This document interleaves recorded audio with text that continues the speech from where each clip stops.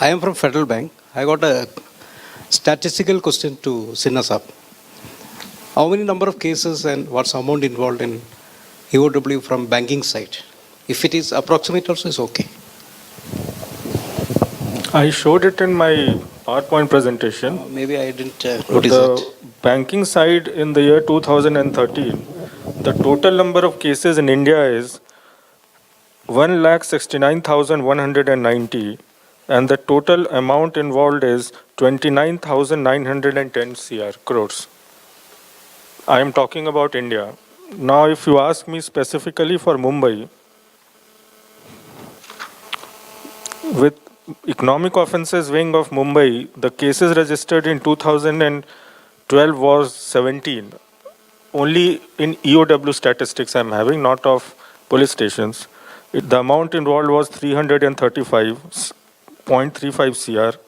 And 2013 it is 22. Amount involved is 83.36 CR. Actually, this point is important because these statistics which Mr. Sinha quoted, these came out as media publication as data which was presented in the Parliament in response to queries posed. Now, it is unfortunate that among banks there is not information mechanism which enables exchange of this kind of information, that what are the reporting trends and which products and so on. In fact, there is a wide variation in how banks report also. Some banks don't report credit card fraud at all, saying that it is the customer who is at fault, and we don't consider this bank fraud and it doesn't get reported. Some banks would not report online frauds because it is an e-commerce problem, and so on. So I think there is a fair bit of confusion about what constitutes frauds, and everybody seems to be interested in saying that fraud is low. Why should anybody say that fraud is low? Fraud should be measured properly, and then there are various ways in which strategies can be designed to respond to those. But somehow fraud seems a problem which everybody wants to sweep under the carpet. That's my feeling. I am now independent security professional, so I can probably say this. Yeah. What sir has said is correct to an extent. I can tell you from my experience that in many cases, especially both in public sector and private sector banks, only after statutory auditor has made a report which is slightly damaging, then the bank comes forward and files a report. Otherwise, they try to classify it as NPA, especially in the cases where it is a loan-related fraud. Also, in certain cases where it is an NPA, they say it is a failed business transaction, they try to classify like that. So there is a bit of this to minimize the fraud level because they are scared that now the inquiry will come on us, the sanctioning authority. So that tendency is always there. We have come across cases which have been reported to us after 3 years, 4 years. Many a time the case which should have gone to CBI has been quietly registered with EOW. So these tendencies do exist. Any other questions? Yes, please.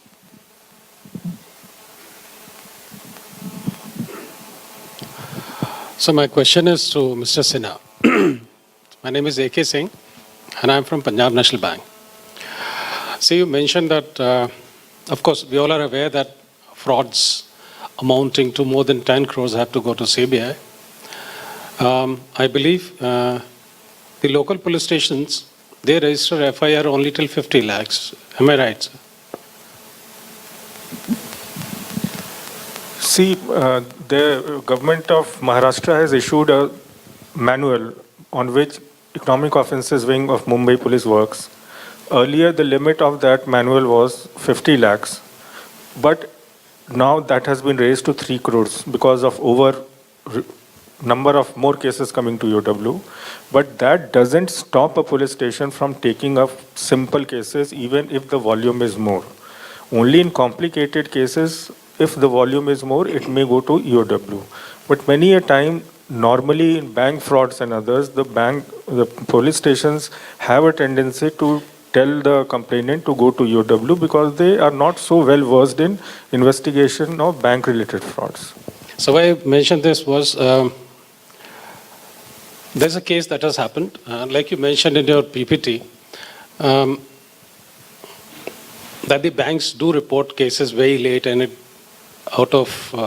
because of the duration, the cases are not decided in favor of the bank and all. Sir, I have two instances wherein I have been running from pillar to post to get an FIR register. In one case, it took me 3 months with the police station. In second case, I'm still running. It's a fraud of 2 crores. And by constant approach to the police SHO and others, what has happened is they have detailed an IO without lodging an FIR. The IO has carried out all investigations, taken statements, documents, whatever he wanted. But still, after a lapse of 2 months, the FIR is still not lodged. You can come and see me in my office. It is an issue of your particular bank. Yes, We sir. can discuss it separately. Okay, so that would be very nice. Another thing, ma'am, about customer education. As it's a very on the lighter side, ma'am, there's something like SMS alert for every transaction that happens in the account. Last year, for quarter, we were charging about 15 rupees for that SMS alert. And at the end of the quarter, believe me, ma'am, there were hundreds of traders in Mumbai who came to the branch manager pestering them कि तुम 15 रुपए charge कर रहे हो इसके लिए, मेरा number मेरे खाते में से डिलीट कर दो, मुझे नहीं चाहिए. Okay, now how do you make those customers understand the importance and the security of their own transactions? Transactions are taking place in a quarter, probably they must be transacting crores of rupees. But for a small amount, they don't want to. I know this guideline that we could charge and everybody started charging. See, even when there is one, we inform the customer is one part of, informing. But the other piece of it is to protect our own selves. So all of us know that the moment we do a transaction, we expect an alert to come. So actually one can take a stock of what are the kinds of alerts going to the customers and do away with those which are not in our own interest also. So like what you're saying, you may not tell him about the credits, but at least you need to tell him about the debits. And maybe then that's how one can take a call on what alert should go and what alert should not go. So you could do away with many, like you might be, any bank would be sending 40, 50 types of alerts to. Basically, it is the withdrawals that are taking place through ATMs or any check that has been presented in his account or he has presented, just about those. So basically debits, then I think if it's so important, then the bank can, take the cost on them. You need not charge the customer for those alerts. Okay, I think we have time for one last question. Mr. Dinesh. From Pyramid. The question is a general one. It's not specific to any of the panelists over here. The point is this, that like he just mentioned, that there is a limit that you take more than 50 lakhs, so you make, or only more than 10 lakhs ka complaint can be registered. Now 2 days back there was a armed robbery and 35,000 was looted from one of the finance companies and the cops came in. Now, and like Dr. Omkar said, that when there's a data transfer, it is money transfer. Forget about it being data. It is money. So even if I lose 50 rupees from my account in an unauthorized transaction, why can't I come to you and make a complaint over there? Why should it be different from any other theft which is happening in a bank? So is there again a regulatory, why shouldn't be a regulatory requirement that whatever happens, and if it is going on my account, what do? I call the bank call center. They put me through a loop, and if somebody picks my wallet, I go to the police station. But the banker never tells me कि चलो हम दाद में जाते police station में report करते हैं वहाँ पे. So is there a paradox over here that my cyber theft is not being treated as a theft, whereas the theft is treated as a theft, whether it's my pickpocket, whether somebody picks my pocket, or I am standing in the queue to deposit money, and somebody comes and does a hold up and takes all the money from people who are standing over there to put the money in. There are different issues that you have talked about. I'll address them separately. The money limit which has been put on EOW is to minimize the number of cases because it has a limit of infrastructure. This unit was actually started after Harshad Mehta scam to look into complicated financial transactions which lead into crime. So it has been developed as a specialized wing of Mumbai Police, not as a general wing. So to keep it specialized, it need to have less number of cases. So that is why a limit of some amount has been kept on it. It doesn't mean that it only take cases from institutions. Even private complaints come to us where the amount is more and the cases are complicated, like international transactions, etc. Now your second complaint regarding amount, even if a theft of 1 paisa is a theft, if you go by the definition of theft in Indian Penal Code, because Indian Penal Code doesn't differentiate with amount. So that part of yours is taken care of. About a theft, cyber theft is addressed in the Indian Information Technology Act and Cyber Act. And whenever wire is used, that is the computers or wire is used for a theft, apart from IPC sections, cyber law sections are also applied. So as far as your theft from account or your bank issue is concerned, you are free to approach a police station apart from calling a call center of the bank.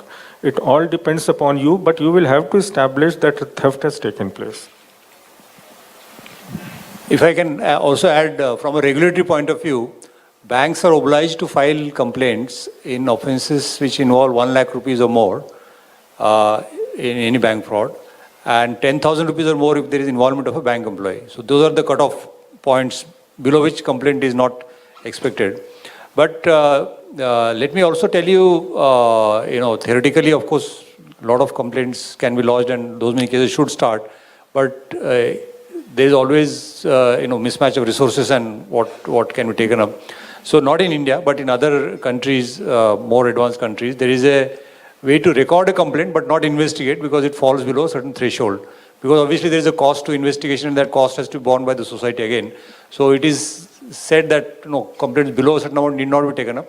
Obviously the victim needs to be compensated or covered through insurance or by way of institutional support to him and so on.